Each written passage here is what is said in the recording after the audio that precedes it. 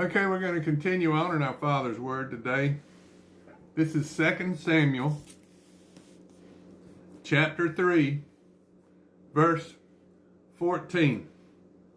And David sent messengers to Ishbosheth, Saul's son, saying, Deliver me my wife, Michal, which I espoused to me for 100 foreskins of the Philistines. And Ishbosheth sent and took her from her husband, even from Phaltiel, the son of Lachish. And her husband went with her, along weeping behind her, to Bahurim. Then said Abner unto him, Go return. And he returned. And Abner had communication with the elders of Israel, saying, Ye sought for David in times past to be king over you. Now then do it, for the Lord hath spoken of David, saying, By the hand of my servant David I will save my people Israel, out of the hands of the Philistines, and out of the hand of their enemies.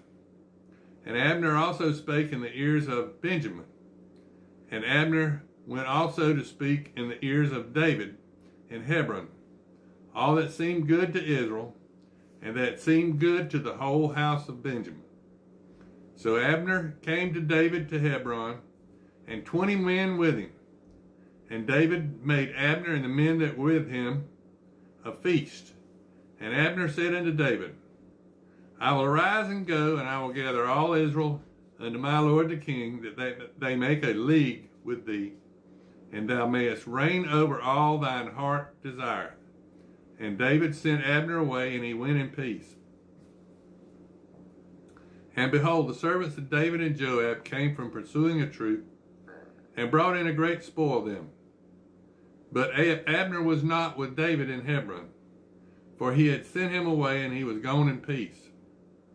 And when Joab and all the host that was with him were come, they told Joab, saying, Abner the son of Ner came to the king, and he hath sent him away, and he is gone in peace. Then Joab came to the king and said, What hast thou done? Behold, Abner came unto thee. Why is it that thou hast sent him away, and he is quite gone? Thou knowest Abner the son of Ner, that he came to deceive thee, to know thy going out and thy coming in, and to know all that thou doest. And when Joab was come out from David, he sent messengers after Abner, which brought him again from the well of Sirah. But David knew it not. And when Abner was returned to Hebron, Joab took him aside in the gate to speak with him quietly, and smote him there under the 5th rib, that he died for the blood of Abishai his brother. And afterward, when David heard it, he said, I and my kingdom are guiltless before the Lord, forever from the blood of Abner the son of Ner. Let it rest on the head of Joab and all his father's house, and let there not fail from the house of Joab one that hath an issue, or that is a leper, or that leaneth on a staff, or that falleth on the sword, or that lacketh bread. So Joab and Abishai's brother slew Abner, because he had slain their brother Abishai at Gibeon in the battle. And David said to Joab and to all the people that were with him, Rend your clothes and gird your sackcloth, and mourn before Abner. And King David himself followed the bier. And they buried Abner in Hebron. And the king lifted up his voice and wept at the grave of Abner, and all the people wept. And the king lamented over Abner and said, Did Abner as a fool die? Thy hands were not bound, nor thy feet put into fetters.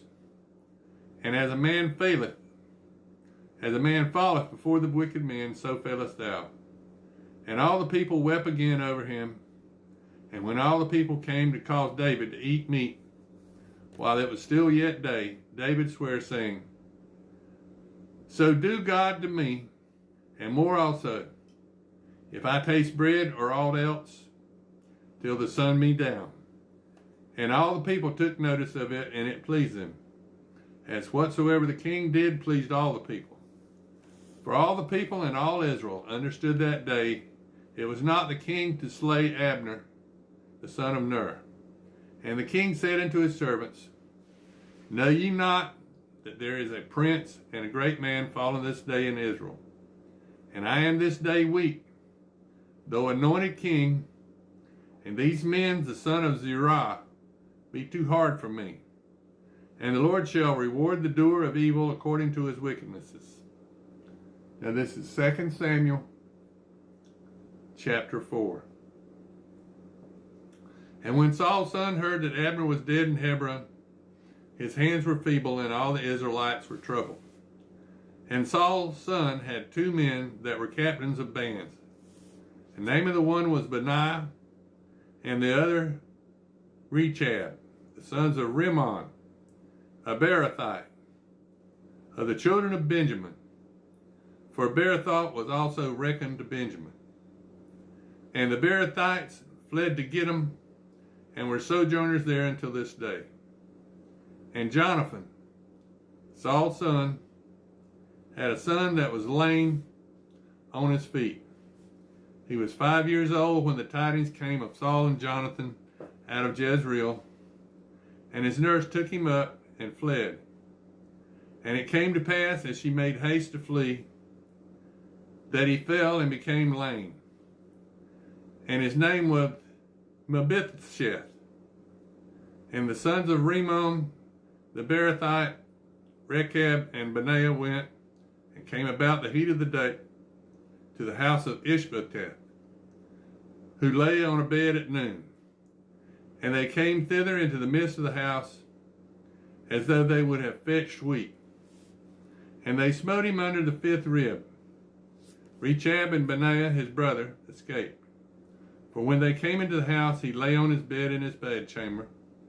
And they smote him and slew him, and beheaded him, and took his head, and gat them away through the plain all night. And they brought the head of Ishbosheth unto David to Hebron, and said to the king, The head of Ishbosheth, the son of Saul, thine enemy, which sought thy life. And the Lord hath avenged my lord the king this day of Saul, and of his seed. And David answered Rechab and Benaiah his brother, the sons of Rimmon the Beerothite, and said unto them, As the Lord liveth, who hath redeemed my soul out of all adversity, when one told me, saying, Behold, Saul is dead, thinking to have brought good tidings, I took hold of him, and slew him in Ziklag, who thought that I would have given him a reward for his tidings. How much more when wicked men have slain a righteous person in his own house upon his bed? Shall I not therefore now require his blood in your hand, and take you away from the earth? And David commanded his young men, and they slew them, and cut off their hands and their feet, and hanged them up over the pool in Hebron. But they took the head of Ishbosheth and buried it in the sepulchre of Abner in Hebron. Now this is 2 Samuel chapter 5. Then came all the tribes of Israel to David unto Hebron, and spake, saying, Behold, we are thy bone and thy flesh. Also in the past time, when Saul was king over us, thou wast he that leadeth out and brought in Israel. And the Lord said to thee, Thou shalt feed my people Israel, and thou shalt be a captain over Israel. So all the elders of Israel came to the king of Hebron, and King David made a league with them in Hebron before the Lord, and they anointed David king over Israel. David was 30 years old when he began to reign, and he reigned for 40 years. In Hebron he reigned over Judah 7 years and 6 months, and in Jerusalem he reigned 33 years over all Israel and Judah.